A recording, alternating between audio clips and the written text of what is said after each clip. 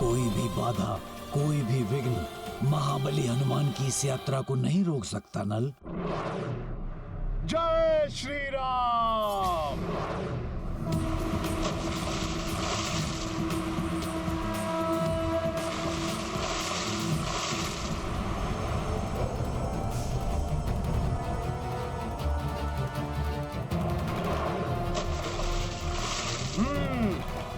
अब ये विशाल पर्वत आ रहा है मेरे मार्ग में।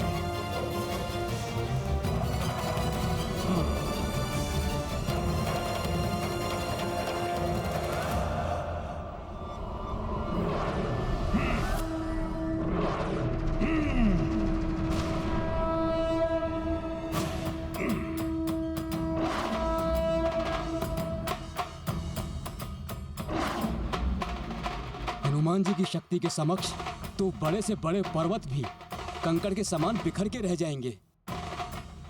चाहे ऐसे कितने ही पर्वत मेरे मार्ग में क्यों ना आ जाएं, परंतु प्रभु श्री राम के मार्ग में कोई बाधा नहीं आने दूंगा मैं।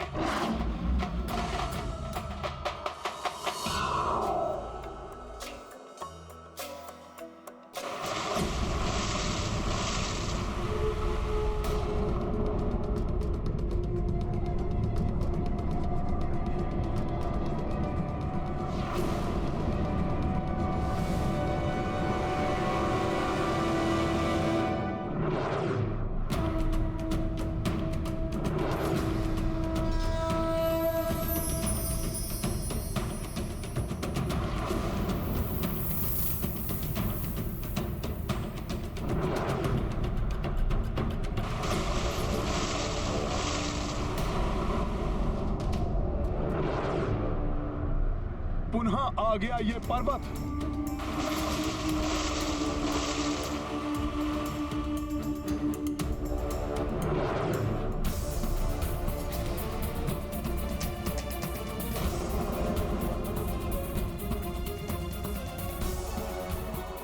अच्छा, तो ये मुझे रोकने का प्रयास कर रहा है।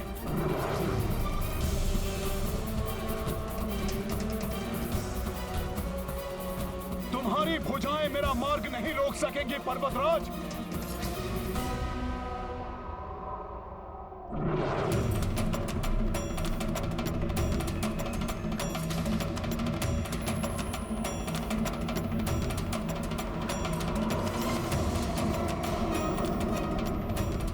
शांत हनुमान शांत।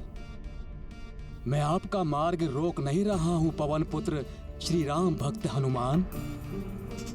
मेरा प्रणाम स्वीकार करें। मैं शत्रु नहीं सेवक हूं।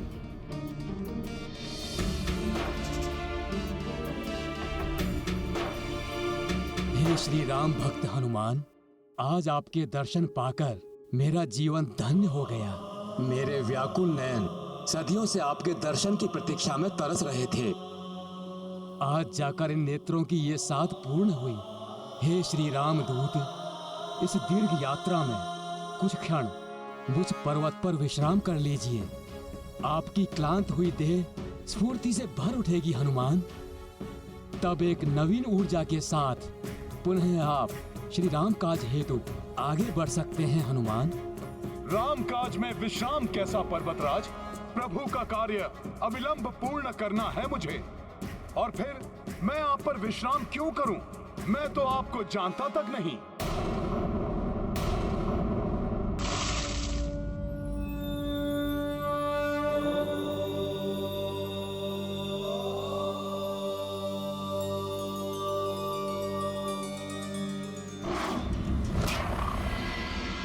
ये क्या हो रहा है?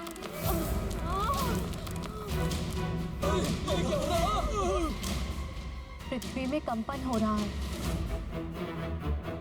समस्त संसार में जैसे हलचल सी मची हुई है।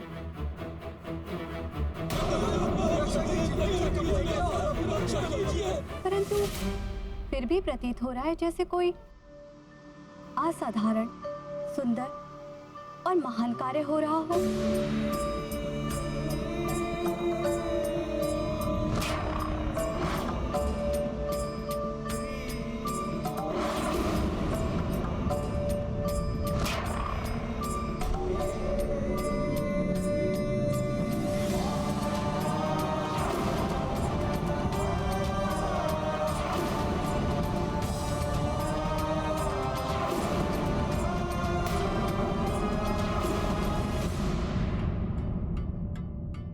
हाँ प्रिय,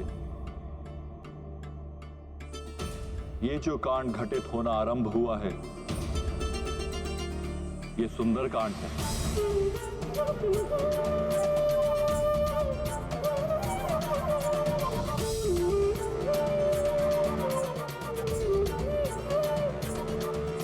सुंदरकांड? हाँ देवेश्वरी, सुंदरकांड के नाम से ये जगत विख्यात होगा। श्री राम सुंदर, उनके सुंदर भार्या देवी सीता को ढूंढने के लिए निकल पड़े हैं। अतुलित बल के धाम सुंदर हनुमान। यह अध्याय है एक असंभव लक्ष्य को पाने की यात्रा पर निकल पड़े कपीश हनुमान की अद्भुत पराक्रम से ओतप्रोत गाथा का, जो अंततः उस लक्ष्य को प्राप्त करेंगे। अनेकों दुर्हो परिस्थितियों पर विजय पाते हुए देवी सीता तक पहुंचेंगे, जो साक्षात देवी शक्ति का रूप है, जिनसे मिलकर हनुमान आत्म साक्षात्कार के प्रकाश से आलोकित हो उठेंगे। इसलिए इस अध्याय को सुंदरकांड की संज्ञा दी गई है। श्री राम कथा का यह अध्याय जन साधारण को समस्त कष्टों से मुक्ति दिलाकर जीवन को सरल एवं सुंदर बना देगा। श्री राम का नाम तो वैसे भी कल्याणकारी मंत्र है। उनकी गाथा के साथ हनुमान का पराक्रम भी जुड़ जाए तो उसका प्रभाव समस्त विपदाओं और आपदाओं को समाप्त करने वाला होगा ही। हाँ देवी, आने वाले युगों में जब किसी पर कोई विपदा आएगी, जैसे किसी का विवाह नहीं हो पा रहा हो, कोई संतानहीन हो, कोई जीविका के लिए धन का अर्जन नहीं कर पा रहा हो, किसी को कोई रोग सता रहा हो, किसी के परिवार में कोई अपना कर्म भूलकर भोग विलास में लीन हो, या परिवार का मुखिया मदिरा का दास बनकर दुराचारी हो गया हो, किसी की संतान रावण की ही भांति दुष्कर्मों में लिप्त हो गई हो, किसी के बने हुए कार्य बिगड़ रहे हो, या किसी को अपार कष्टों से मुक्ति नहीं मिल पा रही हो, उनके समस्त कष्टों का निवारण करेगा ये सुंदरकांड। बहुत ही अद्भुत महिमा है सुंदरकांड की। इसके लिए जनसाधारण को क्या करना होगा स्वामी? सुंदरकांड का पाठ करना होगा। सुंदरकांड का पाठ करने वाले, उसे सुनने वाले, उसे देखने वाले या कोई भी जीव जंतु उस स्थान पर उपस्थित होंगे, वे सब कष्टों से मुक्त होकर मोक्ष के अधिकारी हो जाएंगे। यही नहीं, सुंदरकांड की पुस्तक के समक्ष 2 पुष्प चढ़ाकर श्रद्धापूर्वक शीश नवाने वाले भी मोक्ष के अधिकारी होंगे। उनके समस्त कष्टों का निवारण हो जाएगा, जैसे कपीश हनुमान निकल पड़े हैं श्री राम के कष्टों का निवारण करने के लिए।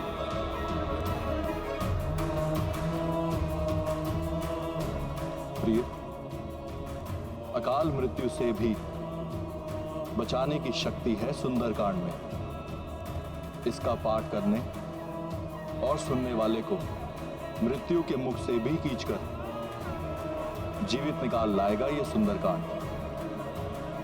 तो अब हनुमान की यात्रा के साथ ही आरंभ होता है ये अद्भुत सुंदरकांड।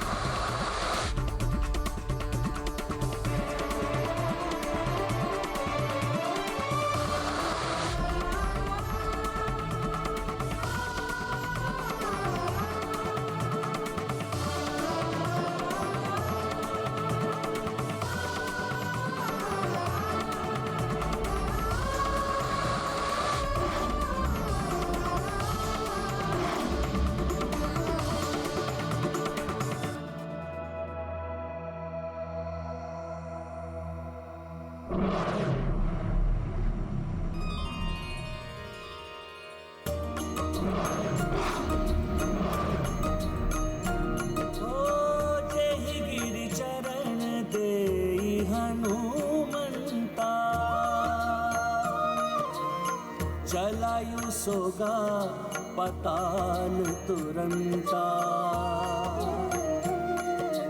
जिमिया मोघ रघुपति करबाना, एही भांति चले हनुमाना। राम सिया राम जय हनुमान, राम सिया राम जय हनुमान।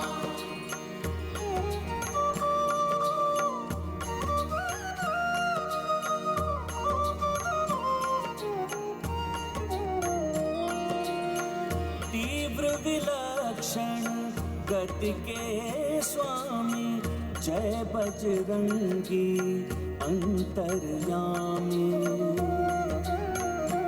ओ तुम्हारे उर में राम बसो, को नहीं जग में तुम सो। राम सिया राम जय हनुमान, ये गाथा महाबली हनुमत की, रुचिकर लीला राम भगत की। जय जय जय रघुनंदन राम, जय जय जय महाबली हनुमान।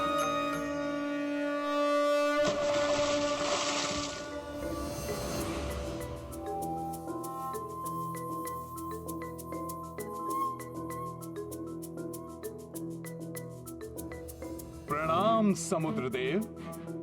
आपकी यात्रा सफल हो, मंगलकारी हो मंगल मूर्ति हनुमान।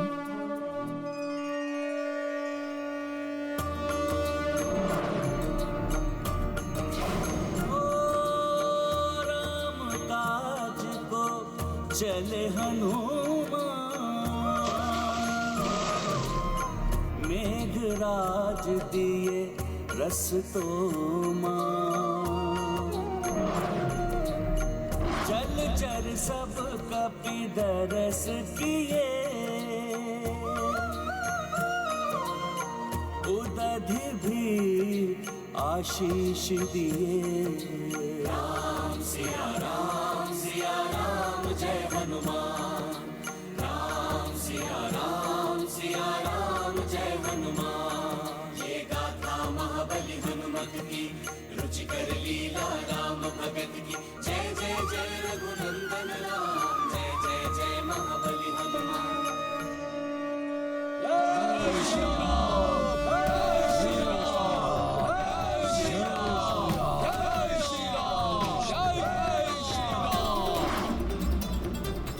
ये अनुपम कार्य हनुमान जी ही कर सकते थे।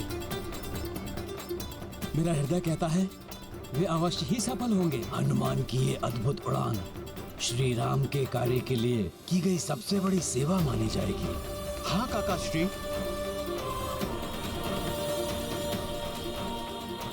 बस अब हनुमान जी के मार्ग में कोई बाधा ना आए। पर्वतराज हिमालय एवं माता मैना का पुत्र, आपके पिताश्री पवन देव के बड़े उपकार हैं मुझ पर। मेरे पिताश्री के उपकार? वो कैसे? ये सदियों पूर्व की घटना है पवन सुत, जब पर्वतों के भी पंख हुआ करते थे।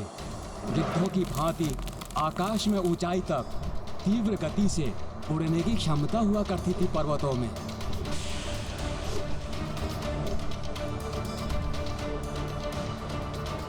उड़ने में मग्न पर्वतों को इस बात का भान तक नहीं होता कि पर्वतों के आसपास और पर्वतों पर रहने वाले प्राणियों को उनके इस प्रकार अकस्मात ही उड़ने से कोई कष्ट भी होता होगा।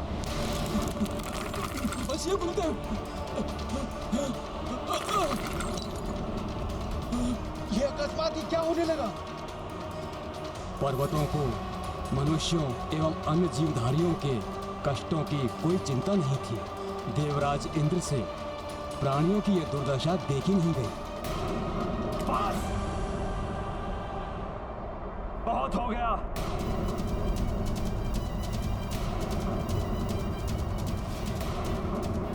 इन शक्ति के मत में डूबे पर्वतों ने, हम देवताओं की पूजा करने वाले मनुष्यों, हमें यज्ञ के द्वारा भविष्य प्रदान करने वाले ऋषियों एवं निरीह वन्य प्राणियों पर बहुत अत्याचार कर लिए। अब ये सब रोकना ही होगा। हाँ देवराज, उचित कह रहे हैं आप। पंखों के कारण ही उन्हें उड़ने की शक्ति मिली हुई है, जिसका अनुचित लाभ उठाते हुए ये कभी भी अकस्मात ही उड़ जाते, जिससे प्राणियों को बहुत कष्ट हो रहा है। सत्य कहा शनिदेव। ऋतुएं भी अपना प्रभाव नहीं डाल पाती।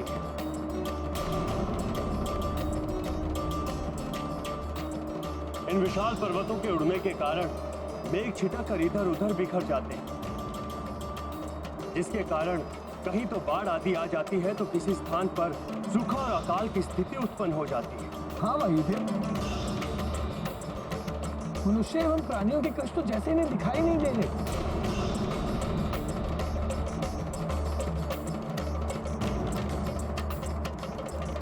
ये अन्याय और नहीं होने दूंगा मैं। पंखों के कारण ही ये पर्वत इतने अभिमानी हो गए। अब इन्हें पंखविहीन करना ही होगा।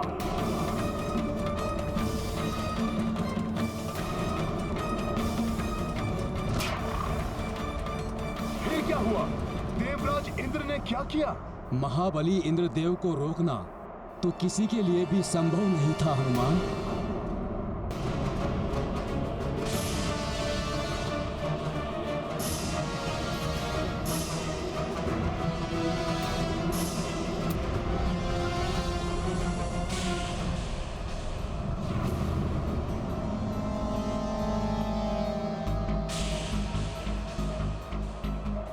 इन पर्वतों को ये भी चिंता नहीं है कि मैं देवराज इंद्र इनके मार्ग के मध्य खड़ा हूं। ये बिना रुके स्पर्धा करते हुए आगे ही बढ़ते आ रहे हैं।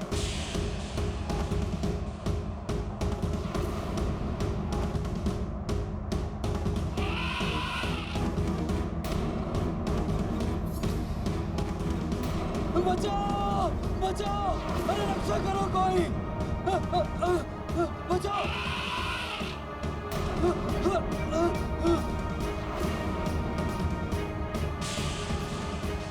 बस पर्वतों, बहुत हो गया तुम्हारा यह अत्याचार।